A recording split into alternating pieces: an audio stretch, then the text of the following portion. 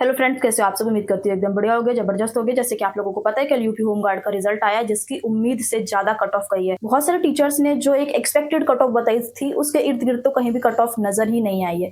भाई फिजिकल देने के लिए इन्होंने इतनी कट ऑफ लगाई है, तो सोचो फाइनल की कितनी कट ऑफ जाएगी। ये home guard paper, UP home guard exam का लेवल तो अच्छा खासा आया था, तो कट ऑफ की इतनी उम्मीद नहीं की जा रही थी, बट फिर भी कट ऑफ बहुत हाई गई है। जिन भी बच्चों का सिलेक्शन हुआ है उन लोगों को मेरी तरफ से बहुत ज्यादा कॉन्ग्रेचुलेशंस। और भाई अपने फिजिकल पे ध्यान दो, रनिंग वगैरह आप लोग अपनी शुरू कर दो अच्छे से, क्योंकि आप लोगों को पता है इतने ज्यादा एग्जाम्स कंडक्ट हुए हैं, सबकी कट ऑफ इतनी हाई जा रही है। इस फेज में ना अगर आपका रिजल्ट आया तो आपके लिए बहुत अच्छी उम्मीद की किरण जागी और आप अपना फाइनल में सिलेक्शन लो। बस अब आपको अपनी रनिंग वगैरह पे बहुत अच्छे से ध्यान देना है और जॉब ग्रैब करनी है। आज की ये वीडियो होने वाली है जिन बच्चों का सिलेक्शन नहीं हुआ है।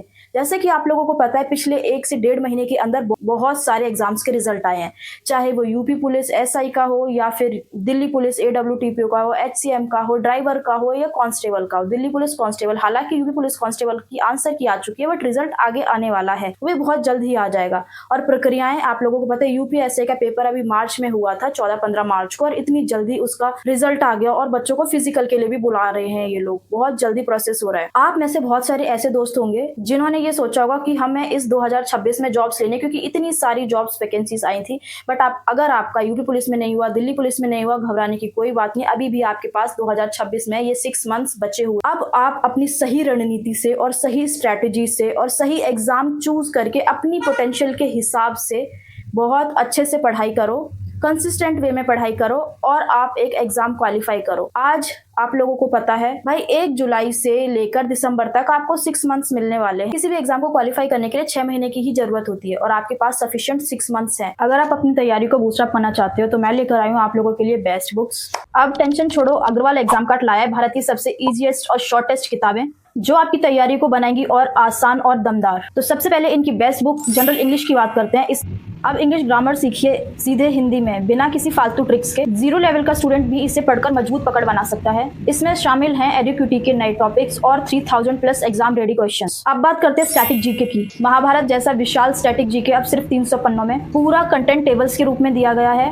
जिससे चीजें लंबे समय तक याद रहती हैं। और स्टैटिक जीके की यह बुक अप्रैल 2026 तक पूरी तरह अपडेटेड है। अब बात करते हैं कॉम्पिटिटिव मैथ्स की। इसके थ्रू आप अपनी मैथ सॉल्विंग स्पीड को 50% इंक्रीज कर सकते हो। इसमें है 300 प्लस शॉर्टकट ट्रिक्स और यह बुक भी अप्रैल 2026 तक पूरी तरह अपडेटेड है। इस बुक में अप्रैल 2026 तक एडुक्यूटी के लेटेस्ट PYQs हैं। तो ये थी अग्रवाल एग्जाम कार्ड की बेस्ट बुक्स। कम पन्ने और सटीक जानकारी और हर एक जानकारी को टेबल फॉर्म में दिया गया है।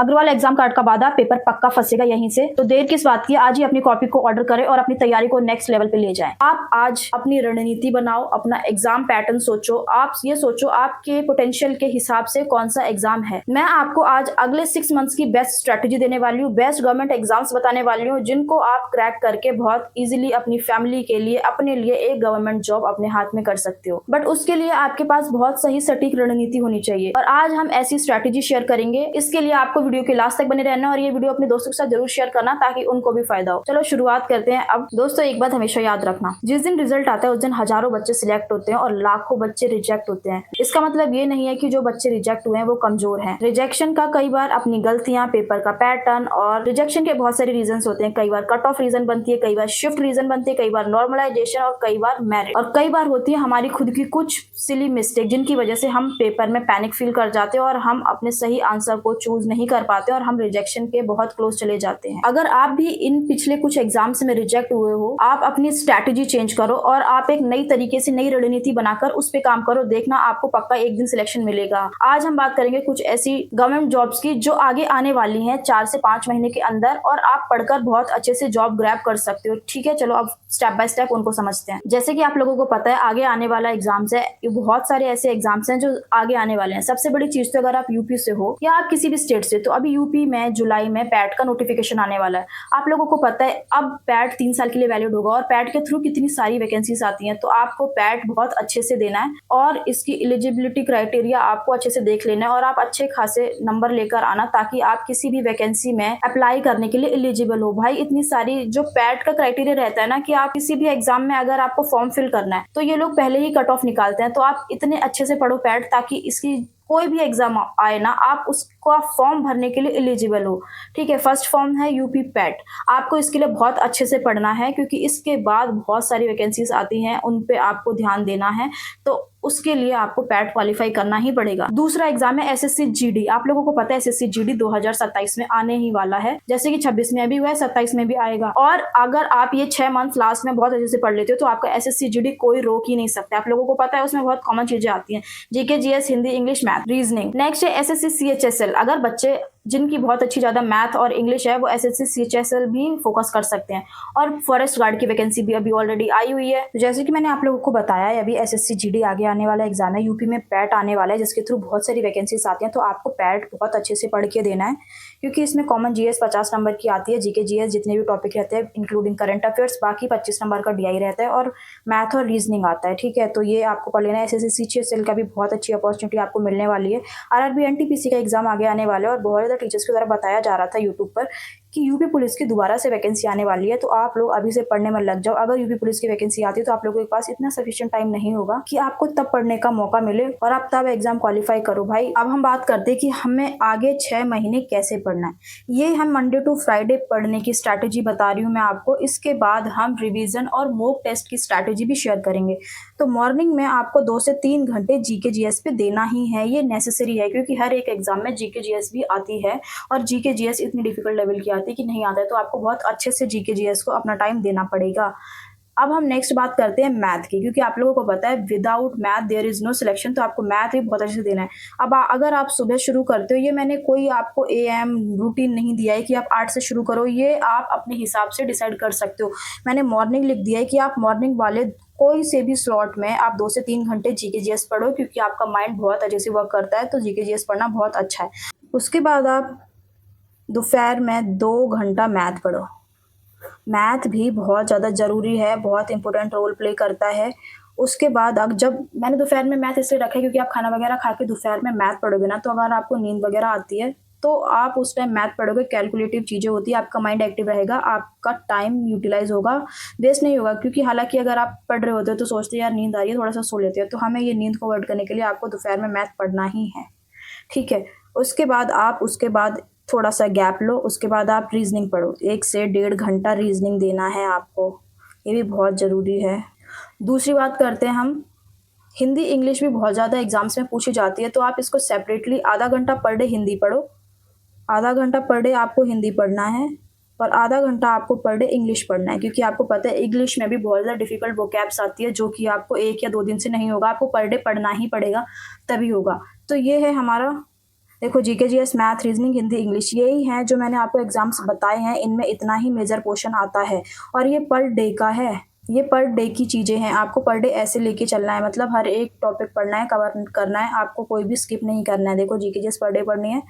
जीएस में आप कोई भी, मैं जीके जीएस की ना एक स्पेसिफिक वीडियो लेकर आऊँगी, इसमें मैं आपको अच्छे से बताऊँगी। क्योंकि जीके जीएस में आपको पता है हिस्ट्री है, पॉलिटी है, साइंस है, आती है, जियो आता है, इको आता है, और ये कुछ 5 मेजर टॉपिक हैं जो आते हैं, और इन्वायरमेंट भी आता है। ठीक है, अब आप इसमें एक तो करंट अफेयर ऐड करो। करंट अफेयर भी आपको पर डे लेके चलना है। भाई करंट के क्वेश्चन आते हैं, आप लास्ट में कोई मैगजीन उठा के पढ़ोगे, उससे नहीं होगा बेनिफिट, इसलिए आपको करंट भी पर डे पढ़ना है। 1 घंटा देना ही है, या आप कोई भी क्लास ले लो या खुद से पढ़ लो। क्योंकि अगर आप खुद से पढ़ोगे तो ज़्यादा टाइम लगेगा, तो इसलिए आप, इतनी सारी यूट्यूब पे क्लासेस चलती हैं, आप पर डे कोई क्लास ले लो, उससे आपका फ़ायदा हो जाएगा। ये थी हमारी पर डे की रणनीति मंडे टू फ्राइडे की। अब हम बात करते हैं सैटरडे की। तो सैटरडे पूरा हमारा डेडिकेटेड रहेगा रिवीजन के लिए। आपने जितने भी ये चीज़ें पढ़ी है, जीके जीएस हो, मैथ हो, रीजनिंग हो, हिंदी हो, इंग्लिश हो, वीकली करंट अफेयर का आपको रिवीजन करना है सैटरडे को। अब बात करते हैं संडे। संडे रहेगा हमारा मोक डे, क्योंकि विदाउट मोक कोई सिलेक्शन नहीं हो सकता। जब तक आप अपनी तैयारी को जांचोगे नहीं, परखोगे नहीं, आपको पता कैसे चलेगा कि आप कितने पानी में हो, कहाँ पर हो। तो इसीलिए आपको मोक देना बहुत ज़्यादा ज़रूरी है। मोक देना ही नहीं है, उसको एनालाइज करना भी बहुत ज़रूरी है। ठीक है, उसका एनालिसिस बहुत ज़रूरी है मोक का। आप मोक्स में जो आपके सही हुए हैं उनको छोड़ दो, जो आपके गलत हुए हैं क्वेश्चन, उनको एक कॉपी लो, उनमें लिखो। गलत क्वेश्चंस की एक अलग कॉपी बनाओ और रिवीजन डे में उनको रिवाइज करो। इससे क्या होगा, आपकी जो गलतियां हैं ना वो सही होने लगेंगी धीरे धीरे, आपको पता भी नहीं चलेगा। तो ये है, हर संडे आपको मोक एनालाइज करना है। Saturday revision, Sunday mock day रहेगा। ये रहा, गलतियों की एक कॉपी जरूर बनानी है और इसको हर सैटरडे रिवीजन करना है। ठीक है, ये थी कुछ चीजें। पूरा दिन आप एक मॉक दोगे, एनालाइज करोगे, आपका हाफ डे रहेगा। हाफ डे आप फिर भी बचता है, तो अगर आपका मन करता है तो आपको पीवाईक्यूज देखनी है भाई, क्योंकि आपको पता है आप जिस एग्जाम की तैयारी कर रहे हो उसमें क्वेश्चंस का जो लेवल है वो कैसा आ रहा है, ये आपको पता चलेगा पीवाईक्यू को बार बार एनालाइज करके। ठीक है, पीवाईक्यू एनालिसिस भी बहुत ज़्यादा जरूरी है, इसीलिए आपको पीवाईक्यू देखने हैं। बाकी चीज़ें मैंने आपको बताई ही दी हैं, और हम आगे भी मैं बताऊंगी कि आपको कुछ चीज़ें जो कॉमन मिस्टेक्स होती हैं वो कैसे अवॉइड करनी है। जैसे कि आप लोगों को पता है कि सोशल मीडिया से दूर रहना है। सोशल मीडिया आजकल किलिंग कर रहा है आपके ब्रेन की, आपके सपनों की, आपकी हर चीज़ की, तो आपको सोशल मीडिया को अवॉइड करना। दूसरी चीज़ है कि आपको दिन भर रील्स और ये सब स्क्रॉल है नहीं देखते रहना। मोटिवेशन वीडियोस तो बिल्कुल मत देखो, क्योंकि मोटिवेशन आपके अंदर से आएगा, बाहर से कोई भी मोटिवेट आपको नहीं कर सकता है। अगर आप कोई भी एग्जाम क्वालिफाई करना चाहते हैं तो आपके कुछ कॉमन मिस्टेक्स हैं, उनको अपनी लाइफ से दूर करना होगा। सबसे पहली चीज तो है कि आपको सोशल मीडिया अवॉइड करना पड़ेगा। कुछ बच्चों की आदत होती है कि वो पढ़ने से पहले हमेशा मोटिवेशनल वीडियोस स्क्रॉल करते रहेंगे। मोटिवेशनल आपको बाहर से कोई भी नहीं दे सकता है, जबकि जब तक मोटिवेशन आपको अपने अंदर से नहीं आएगा। आपने अगर किसी भी एग्जाम की तैयारी शुरू करी है तो अपने आप से पूछो कि आपने ये क्यों किया है।